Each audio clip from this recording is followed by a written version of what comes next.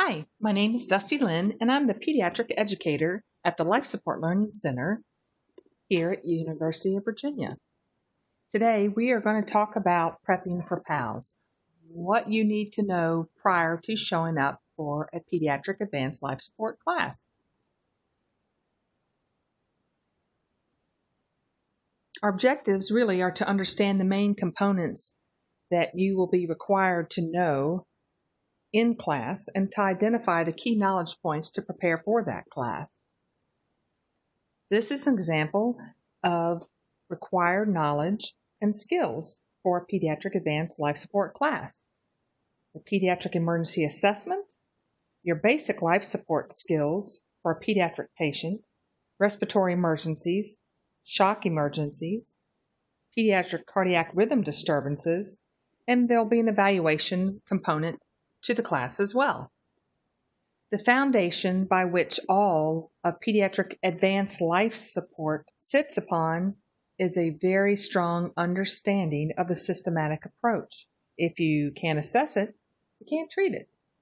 So this is really key in studying that book and understanding the whole pediatric assessment and the various phases.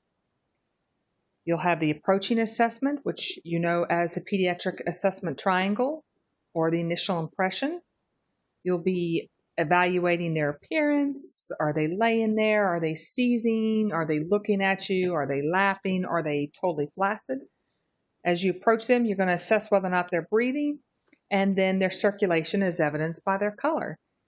The reason why it's so important to know this and be able to articulate it is because the pediatric assessment triangle, or the approaching assessment, which is the visual assessment as you first lay eyes on this child, is going to tell you what your primary hands-on assessment is going to be. And you really only have two options. You're either going right for their airway in a child who's very, very sick, or you're going right forward to check a pulse if they're very sick. You'll need to know that the reassessments of those critical interventions are important, and then, of course, continuing on with the secondary assessment and detailed history. The secondary assessment also includes your disability and exposure. The things that are going to affect the child most, of course, are going to be discovered in your ABCs, but continuing on, once you have those addressed and stabilized, you will continue on with your disability and exposure as well as your detailed history, your sampler history, as well as possible reasons for why these children are so sick suddenly, which are your H's and your T's.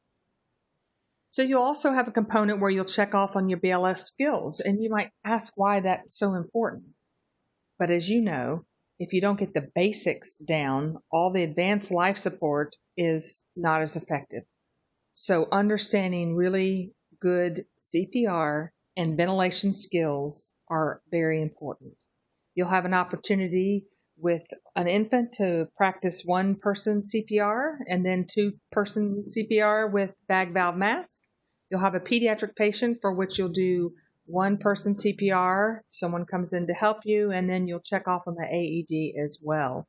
You know that as you're approaching assessment or your pediatric assessment triangle, if they are unresponsive, you're calling for help, you're asking for adjuncts like AEDs and code cards, then you're going to be checking for a pulse and their breathing. If there's no pulse, you're going to start high-quality CPR. And if there's a slow pulse, the answer in the pediatric patient is oxygenate and ventilate. And if they don't rapidly respond, you're going to start CPR. We'll talk about respiratory emergencies.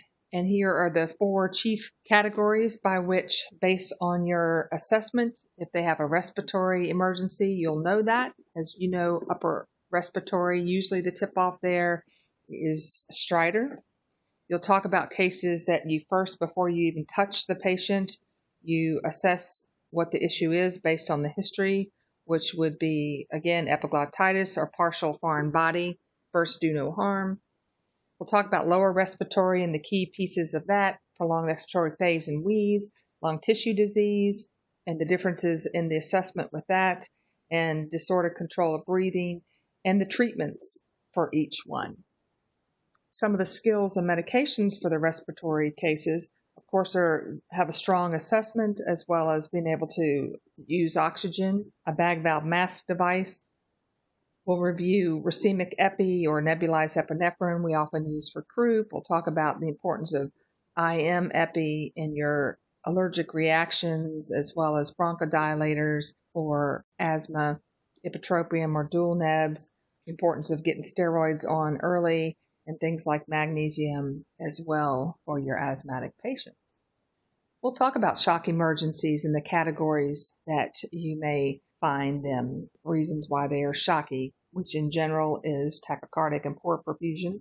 Is your assessment piece there with all of them, but neurogenic shock, which oftentimes they are warm and bradycardic. All the other shocks will usually put the patient in a tachycardia and poor perfusion. We'll talk about hypovolemic shock and the universal compensatory mechanisms that they go in, and volume, and knowing crystalloids, saline versus lactated ringers, when to use blood.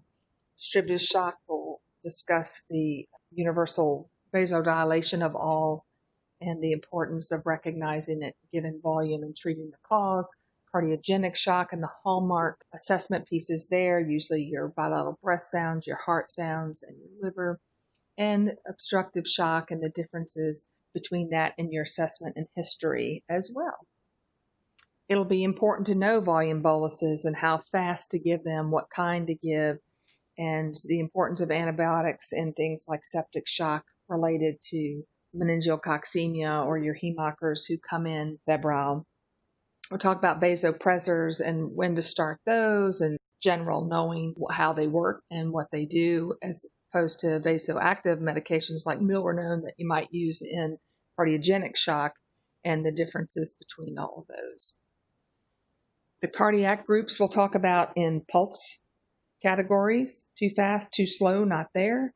Your tachydysrhythmias, the difference between SVT being narrow, ventricular tachycardia being wide. If they have a pulse, are they stable or unstable, and what to do about each one. We'll talk about bradydysrhythmias and how the answer in the pediatric patient in general is oxygenate and ventilate, CPR if needed, epinephrine. And then we'll talk about that small subgroup of patients who might be cardiac. And if they're cardiac, you tend to use the pacemaker early on in those children, whereas in other pediatric patients who are bradycardic, usually the pacemaker is not going to be effective. We'll talk about your pulseless arrest, asystole, PEA, VFib, pulseless VTAC, and knowing how to do high-quality CPR and to be able to assess for that. Your cardiac interventions will include high-quality CPR, the use of a manual defibrillator in 3 different modes: synchronized cardioversion, which in general is for unstable SVT or unstable ventricular tachycardia with a pulse. We'll talk about pacing and defibrillation, the use of epinephrine in your pulseless arrest, the use of adenosine in SVT, and of course you'll have that one wonderful little experience of evaluation. You'll have a written test, and you'll have 2 opportunities to prove strong team leader ability. And you'll have either a respiratory case or a shock case in which you'll be the team leader, meaning you'll find the child, you start the initial assessment, and as you call for help, people will come in to help you, and you will delegate what you want them to do in the order you want them to do it in. And the goal as of a strong team leader is to kind of back off the case so you can run the scenario and you can keep situational awareness on the whole scene. You'll also have a cardiac case, so you'll have 2 different cases in which you will prove proficiency as a strong team leader. So that's just a little bit of overview of what we're going to do when we see you for a PALS class. I will tell you it is very helpful to read that book. There's some great things in there, so spend some time prior to class reading the book. I always worry about when someone sits down in class and takes a cello off the book. Again, read the book. It's good stuff. Know the steps of a good systematic assessment, that pediatric assessment triangle and that primary hands-on, and which one is which. Understand the key assessments and the initial treatment for each medical emergency, the 4 categories in respiratory, the 4 categories in shock, and your pulse and your arrest scenarios. Study. If you have any questions, please reach out to us. We are happy to help, and we look forward to seeing you in a pediatric advanced life support class. Thanks for listening.